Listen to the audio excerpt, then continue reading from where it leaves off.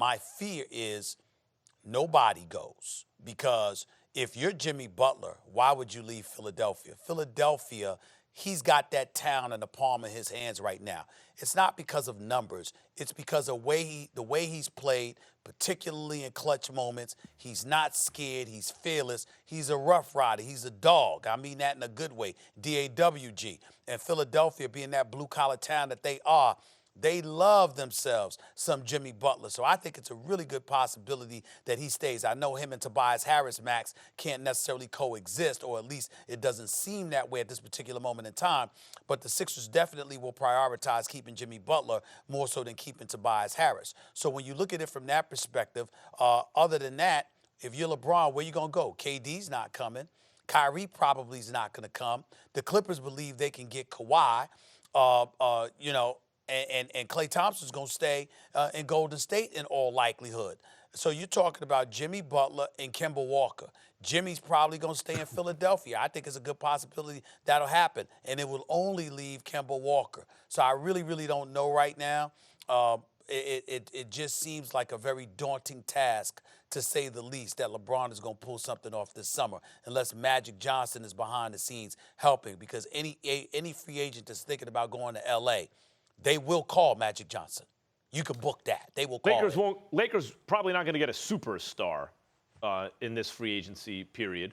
But how many superstars are there really available? There's Kawhi Leonard and Kevin Durant, and that's it. Now you talk about stars under that. Kyrie Irving, Klay Thompson, Jimmy Butler. You mentioned Kemba Walker. And then even below that, you might say Al Horford or Chris Middleton, all-star-ish, right? And that's about it. They're not going to get a superstar to sign, I don't think, unless Kawhi has a change of heart. And the fact that they're in such disarray in the front office makes it even less likely. But might they sign a star? Sure. And you mentioned the names, Stephen A. Kemba Walker, if he's not supermaxed. Jimmy Butler, if he's not given the max extension. And maybe even if he is, because it's long been known Jimmy Butler wants to play in L.A. And the Lakers could really use a two-way wing like Jimmy Butler, who has that kind of championship heart and desire and plays real defense and is an offensive star as well, and has shown in these last playoffs he's clutch. And then Kyrie Irving. I know it's more of a long shot. I've always thought that Kyrie, the one thing that might work is if LeBron humbles himself and calls Kyrie and says, look, it takes two, and I'm put to blame for a lot of that. You know, I think that we had a lot of success together, and you should come out to L.A. I'm not going to play forever. You're going to inherit this team, this franchise. And in the meantime, you and I can do some more great things together.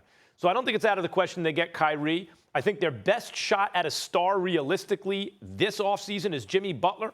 And I would think they have a pretty good chance to get him. Well, let's clarify that, Max. Do you think LeBron and Jimmy Butler together make the Lakers a title contender? A contender, yes. I think that Butler, not only when you have two-way wings, and LeBron can still be a two-way wing, you would think, in high-leverage moments, two-way wings, and one of them's LeBron James, and the other guy has the kind of competitiveness that Jimmy Butler has, I think you'll contend. Let me say this to you, and don't get me wrong. I know when we talk about superstar clutch moments, et cetera, let me say this. Let me modify something that I think should be modified about Klay Thompson. I consider Klay Thompson a superstar shooter. I consider him a superstar shooter. One of the greatest shooters. And it doesn't look special, but what I'm saying is if you're arguably one of the top 5 shooters in the history of basketball, who also plays defense the way that he does and is capable of defending 3, if not 4 different positions on the court. When are we going to show the appreciation for Klay Thompson? That's just a point that we're going to revisit that. We're going to visit that later. The other point that I would make to you is this. When you look at whether it's Jimmy Butler, whether it's Kemba Walker or whatever, I'm just of the mindset right now where you look at the Lakers, one would argue they're going to be okay regardless, because if LeBron hadn't gotten hurt those 17 consecutive games, they would have been in the postseason. And I think LeBron in the postseason in a best-of-7 series to plan against most of these teams, I still think they would have gotten to the conference finals. That's just my personal belief. But all I'm saying is at the end of the day, when you look at some of these guys, KD going to L.A. and helping LeBron win, I can't see that. And then when you bring up Kyrie, keep in mind that LeBron can sit up there, mea culpas and all of this stuff all he wants to. It was Kyrie that called LeBron. that recognized, to some degree, the error of his ways when he was in Cleveland. That's true. But it doesn't negate the fact that you originally left Cleveland because you wanted control of your own destiny and you wanted your own franchise. So if you go back to LA and rejoin LeBron, you'd be revisiting the very thing you swore you wanted to escape. What about Jimmy Butler? That's a star. It's long known he's wanted to play in L.A. He and LeBron would be a real good combination. Right. May not be enough, but they'll miss in the playoffs. No. I'm not saying you're wrong. What I'm saying is working in Philadelphia for 17 years, knowing people in Philadelphia like you do, as great as Joel Embiid is, and as much potential as Ben Simmons has, that's Jimmy Butler's town right now. Because they look at him and how he's affected everybody, just the complexion of the franchise in terms of being a rough rider. They love him is all I'm trying to say. In LA, where they're looking for a Kobe Bryant, a fearless guy like that who would take over at the end of games. That's not Jimmy Butler. Jimmy Butler's not fearless? No, I didn't say that. I said that's not, when you said Kobe Bryant, I'm saying that's not Jimmy Butler.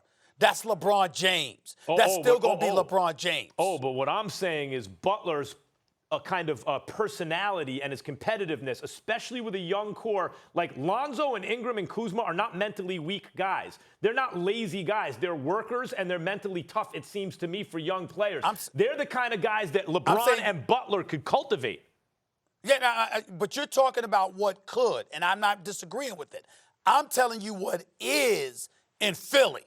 They love him. And Jimmy Butler has been dying to be loved and respected and appreciated for all that he brings on the court and off the court for years. You think that's enough to keep him away from the Lakers? Philadelphia.